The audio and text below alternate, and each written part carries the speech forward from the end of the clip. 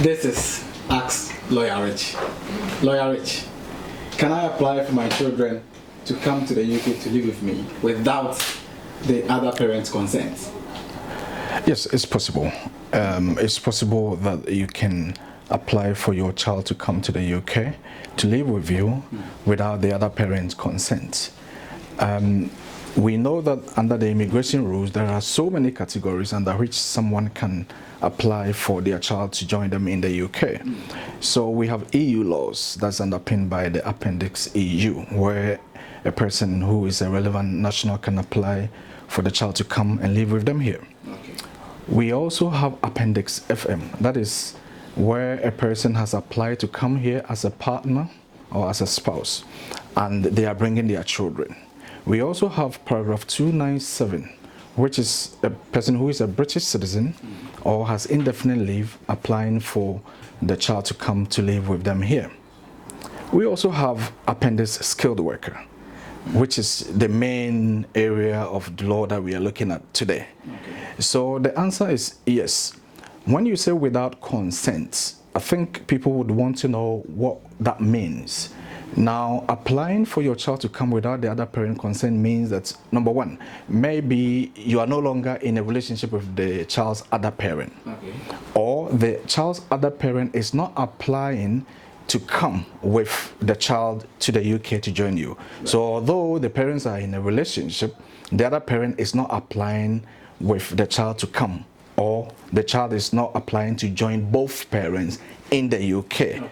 So without consent is yes, if you can show that the other parent is not in the child's life, which we will come to it known as sole responsibility. Okay, Lawyer Richie, please, can you tell us what this sole responsibility is and when is it required?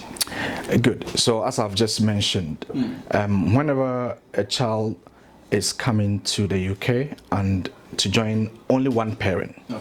so what that means is that the other parent is not involved, then the parent applying must show that he or she has sole responsibility over the child.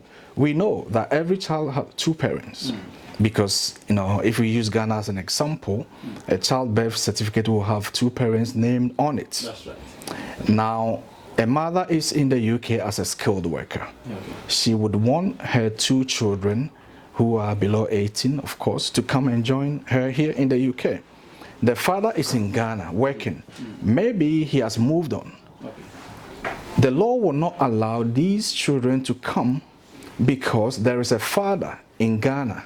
And that is a problem because the law doesn't want to discriminate against people wherever they are. Okay. So if a child was born in Ghana, the base or the starting point is that the child must reside in the country of birth, which is Ghana. Okay. And that is why we have a document called Every Child Matters. That's, the child best interest under Section 55 of the Borders Act 2009 is that every decision must be in the child best interest. What is the child best interest? The child best interest is to remain in the country where he or she was born. Okay. So the law will not allow this child to come unless the parent here has shown that although there is another parent, I am the one that has always or have had sole responsibility over the child. So what is this? Okay. It is a decision making. So the parent is in the UK. Right. Maybe she left the child with a grandparent, but she has delegated all the decision makings to the grandparent to do for her. We are using mother as an example. Okay. So we know that every child got three main areas of his or her life to do with education, health, and then also religion. So you get letters from school, hospital, and the churches confirming that you are the only person recorded as the parent. This is showing sole responsibility. Okay. We look at the case law called T.D. Yabin, which was decided by Rapa Tribunal in 2006. It gives a bit of guidance. Home Office guidance also gives us something to look at. Okay. It says that if you make the important decisions about the child's bigger area that as I've explained, then that means that you should be able to demonstrate that you have sole responsibility over the child. Okay. Now we link that to the law. There are three categories under which you can bring the children. We are talking about still skilled worker under Appendix skilled work.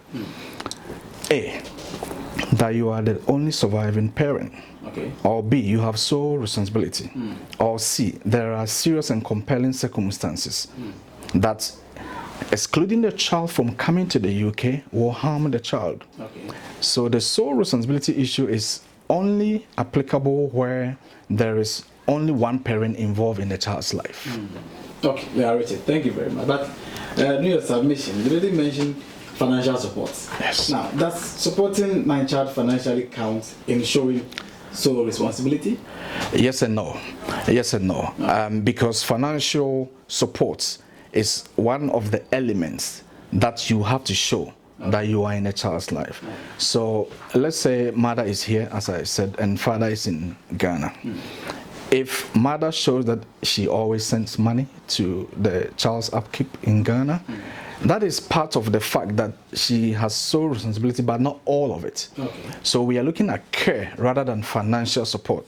But it will be helpful if mother can show, or the parent here, father can show, that they support the child, they call, that's communication, well-being, not only just financial. So it will help in a bit, but that is not what I want people to focus on, because most times we get calls that I provide for the financial support of my child. So that means I have sole responsibility placed. That's not the case. It's not about financial support. It's about care and decision making. Okay, Richard, thank you very much. I think that is clear enough. But one very important question I have here is that if I cannot meet the requirements of sole responsibility, can I still bring my child to the UK? There is a case law called Madimba. Okay. It says that if one can identify that there are serious and compelling circumstances in the child's life, which means that if the child visa is not granted, something will happen to the child. So that is also linked to the Section 55 of the Borders Act. Now the question is, I said there are 3 categories under which a skilled worker can apply to bring the children. Yes. All the 3 requirements, you don't have to meet all of them. You have to meet one. Okay. And then we say that the A, that is the Title 2A, A is if you are the surviving parent. So let's say you are not. You don't have sole responsibility. You can still bring your child. Why? Because you can show that although the father is in Ghana or the mother is in Ghana, maybe the father or the mother is sick, mental health, something has happened, you can find the father or the mother.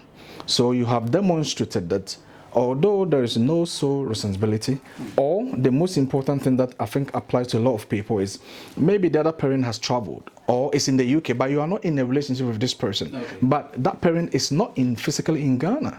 So there are compelling circumstances that the child will have no parent in Ghana to care for him or her.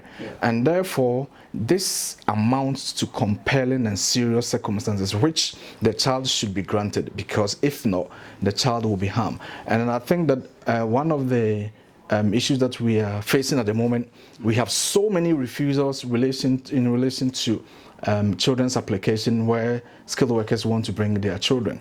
The mistakes they are making, for some reason, they are not seeking solicitors' assistance or legal practitioners' advice.